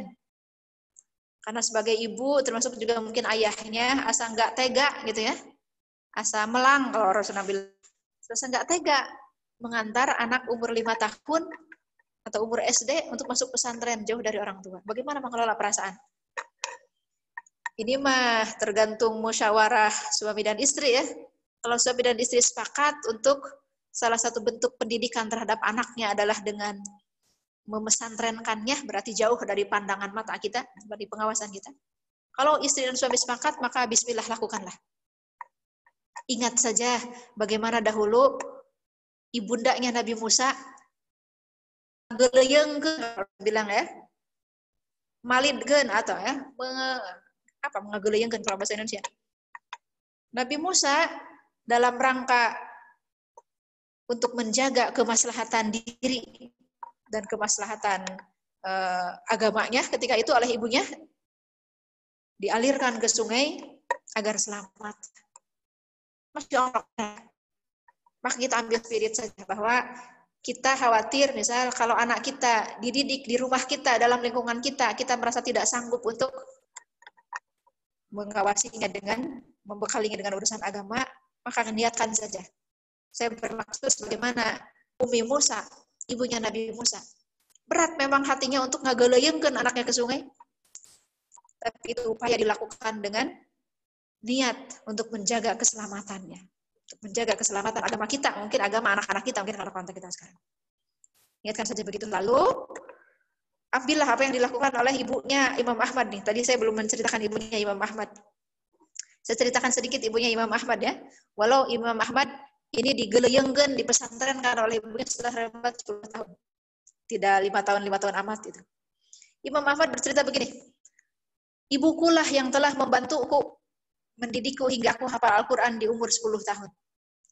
Membangunkanku jauh lebih awal sebelum waktu subuh. Memanaskan air untukku wudhu ketika musim dingin. Mengenakan baju untukku agar aku bisa sholat malam bersamanya semampuku.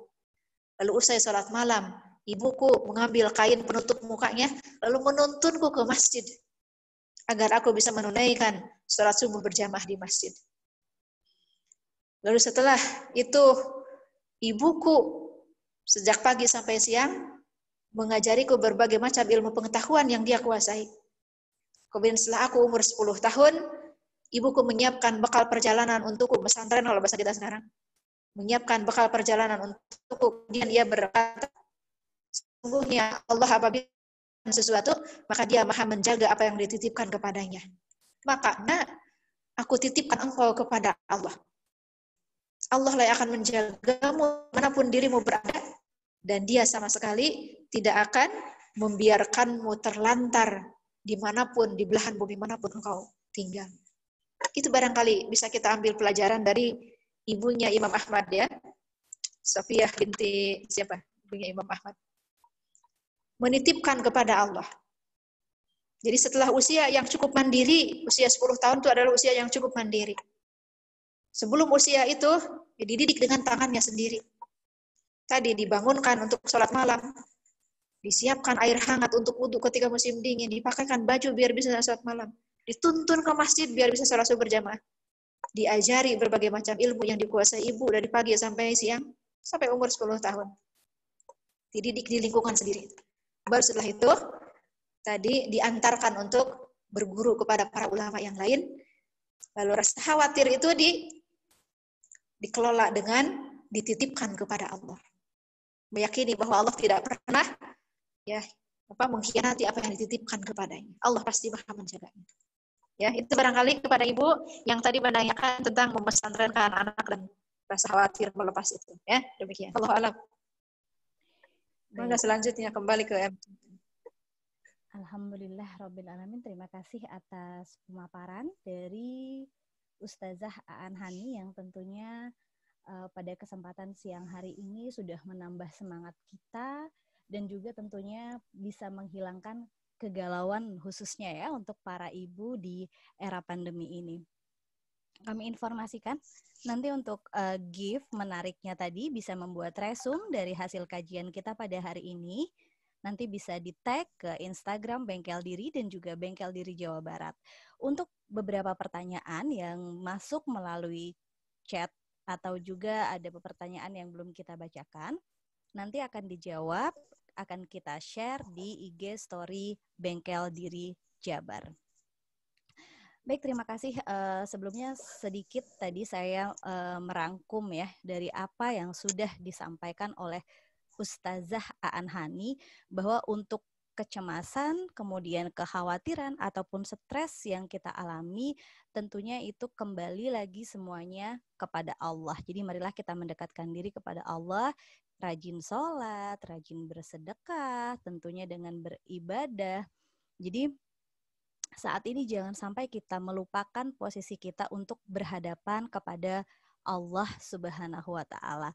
Karena Allah Subhanahu wa Ta'ala merupakan pusat dari kehidupan manusia serta seluruh umat Islam pasti membutuhkan Allah Subhanahu wa Ta'ala.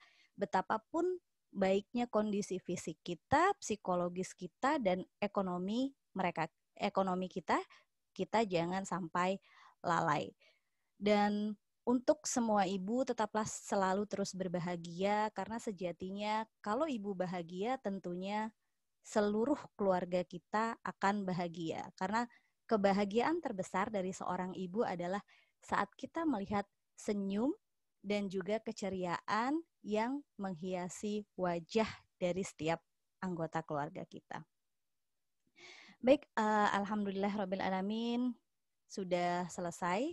Pada hari ini kajian online Bengkel Diri Jabar, kami mengucapkan banyak terima kasih kepada para peserta yang sudah ikut bergabung dalam kajian perdana online Bengkel Diri Jabar. Insya Allah ke depannya kita akan melakukan kajian online lagi yang tentunya bisa meningkatkan semangat kita dan ukhuwah kita serta menggali ilmu-ilmu lagi yang lebih banyak pada kajian online Bengkel Diri ini. Baik, untuk menutup majelis ini, marilah kita ucapkan hamdalah, alhamdulillahirabbil alamin, dan doa kafaratul majlis. Subhanakallahumma wa bihamdika, asyhadu an la ilaha illa anta, astaghfiruka wa atubu ilaik. Jazakillah khairan khasiran kepada Ustazah Aan Hani, di mana pada hari ini sudah berkesempatan mengisi acara kita. Jazakillah khair Ustazah. Sami-sami. Baik, dengan berakhirnya doa kafaratul majlis, maka kami tutup karena untuk MC kita sedang berhalangan, jadi langsung kita tutup. Sampai jumpa di kajian online Bengkel Diri Jabar berikutnya. Terima kasih atas seluruh perhatiannya. Mohon maaf atas segala kekurangan dan kesalahan yang kami lakukan. Assalamualaikum warahmatullahi wabarakatuh. Waalaikumsalam warahmatullahi wabarakatuh. Baik, untuk seluruh peserta mungkin kita bisa dimunculkan dulu videonya. Kami akan mengambil foto ya di closing ini. Silahkan dimunculkan, nanti kita akan screenshot sebagai evidence mungkin ya pada kesempatan hari ini. Silahkan dimunculkan teteh-teteh semua.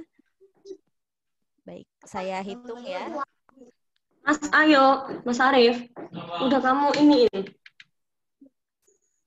Baik, saya hitung sampai 10 ya, tetap berpose semanis mungkin.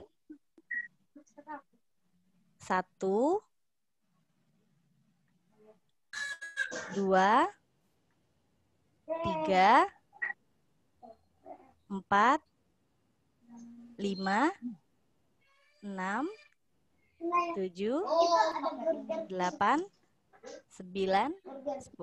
Baik, terima kasih atas perhatiannya. Assalamualaikum warahmatullahi wabarakatuh. Waalaikumsalam warahmatullahi wabarakatuh. Salam sadayana.